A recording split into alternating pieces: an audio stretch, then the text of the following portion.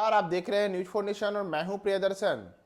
सत्ता का संरक्षण प्राप्त कर अडानी समूह देश की अर्थव्यवस्था को ध्वस्त कर रही है, लेकिन केंद्र सरकार इस मुद्दे पर संसद में बात करने के लिए, चर्चा करने के लिए तैयार नहीं है। यह कहना है जदयू के अध्यक्ष ललन सिंह का, जिन्होंने आज अडानी समूह की जो हालिया वित्तीय स्थिति में उतार चढ़ाव देखने को मिला है, इसे लेकर के अब केंद्र सरकार पर हमलावर हुए हैं। और ललन सिंह ने साफ तौर पर कहा है कि अडानी समूह को तो सत्ता का ही संरक्षण प्राप्त है, उनका संरक्षण प्राप्त है जो इन दिनों केंद्र की सत्ता में बैठे हुए हैं, और उनके प्रशय के कारण ही अडानी समूह देश की अर्थव्यवस्था को ध्वस्त कर रही है। लेकिन केंद्र सरकार है जो इस मुद्दे पर संसद में चर्चा भी नहीं करना चाह रही है, वह इससे पीछे भाग रही है। दरअसल ललन सिंह ने आज एक ट्वीट कर करके अडानी समूह के बहाने केंद्र सरकार पर बड़ा हमला बोला है और साफ तौर पर कहा है कि LIC सहित SBI जो या फिर जो अन्य भारत सरकार के जो उपक्रम हैं, उनके पैसों को अडानी समूह के लिए किस तरीके से खोला गया और उनके खजाने में सेंधमारी करके अडानी समूह की संपत्तियों को बढ़ाया गया।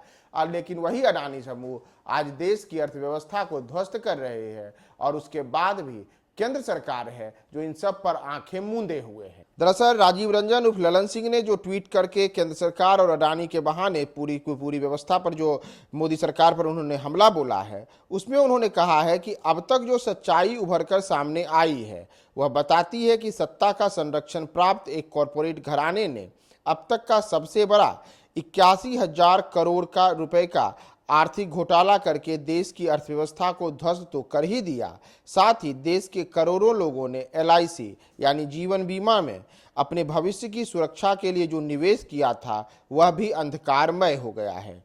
हिंडनबर्ग के एक खुलासे से LIC को एक दिन में 18,000 करोड़ रुपए का घाटा हुआ, जो इस देश के आम लोगों का पैसा था। इस मुद्दे पर सरकार संसद में बहस कराने से क्यों भाग रही है? इसके साथ ही उन्होंने यह भी लिखा है कि दाल में जरूर कुछ काला है। और ललन सिंह ने कई मीडिया रिपोर्टों, कई जो रिपोर्ट हैं उन सब के कटिंग्स के साथ बताया है कि किस तरीके से LIC का, SBI का निवेश अडानी ग्रुप में है और किस तरीके से इन समूहों को अडानी की जो व्यवस्थाएं इन दिनों ध्वस्त हुई हैं, आर्थिक उथल पुथल का सामना करना पड़ा है, उससे कैसे LIC को बड़ा झटका लगा है।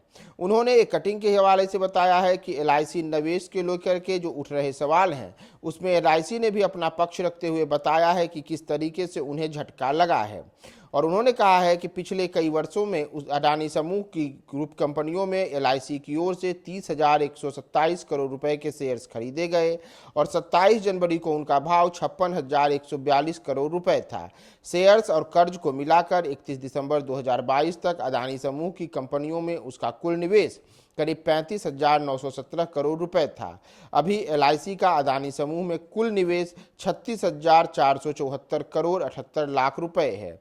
LIC ने यह भी कहा है कि कुल assets under management 41.66 lakh crore रुपए का है और इस तरह अडानी ग्रुप में उसका निवेश का कुल वैल्यू 0.975% है, यानी कि करीब 1% जो हिस्सेदारी है LIC की वह अडानी समूह में निवेशित है। लेकिन उसमें बड़ा झटका लगा है और इसी को लेकर के ललन सिंह ने केंद्र की मोदी सरकार को निशाने पर लिया है और साफ तौर पर पूछा है कि क्या दाल में कुछ काला है?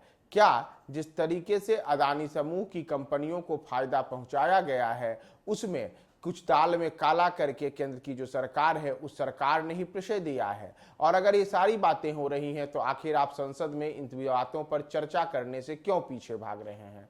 क्यों नहीं संसद में इन मुद्दों पे चर्चा हो रही है और क्यों आम लोगों को अंधेरे में रखा जा रहा है? ललन सिंह ने अडानी समूह के बहाने केंद्र सरकार पर जो हमला बोला है, अब इसका आगे आने वाला असर लोकसभा का जो बजट सत्र चल रहा है, संसद के बजट सत्र में भी देखने को मिल सकता है। और साथ ही साथ उन्होंने जिन सवालों को खड़ा किया है, इन सवालों में सच्चाई क्या है या फिर यह केवल एक आकलन के हिसाब से है, इसका भी जवाब आने वाले दिनों में सामने आना चाहिए।